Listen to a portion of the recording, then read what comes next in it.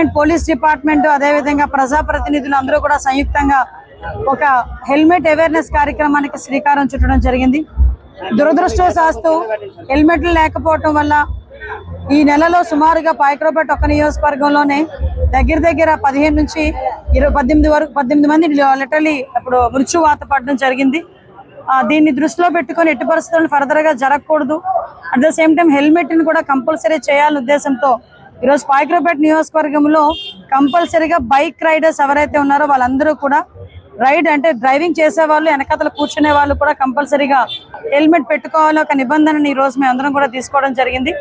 దానికి సహకరిస్తున్న police department కి ప్రత్యేకంగా నేను ధన్యవాదాలు తెలియజేసుకుంటున్నా. ముఖ్యంగా ప్రజాప్రతినిధులందరూ కూడా గ్రామ స్థాయిలో వెళ్లి ప్రతి ఒక్కరికి కూడా ఈ హెల్మెట్ మీద అవేర్నెస్ కార్యక్రమానికి వాళ్ళు కూడా శ్రీకారం చుట్టాలని, ప్రతి ఒక్కరు హెల్మెట్ ధరించే విధంగా వాళ్ళు పాటుపడాలని మనస్ఫూర్తిగా కోరుకుంటున్నా. ప్రజలకు కూడా ఏంటంటే 2 లక్షల రూపాయలు పెట్టి ఒక బండి కొనుక్కుంటే 300 రూపాయలు పెట్టి హెల్మెట్ కూడా తప్పనిసరిగా కొనుక్కునే పరిస్థితి రావాలి.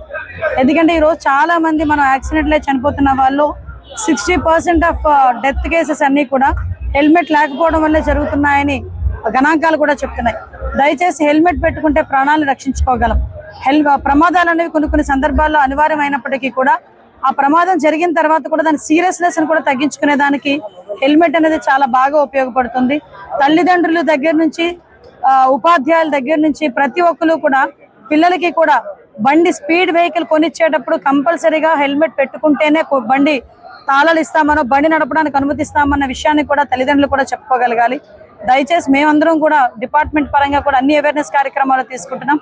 దానికి ప్రజలందరూ కూడా సహకరిస్తారని మనస్ఫూర్తిగా కోరుకుంటూ హెల్మెట్ ధరించండి, ప్రాణాలను కాపాడుకోండి.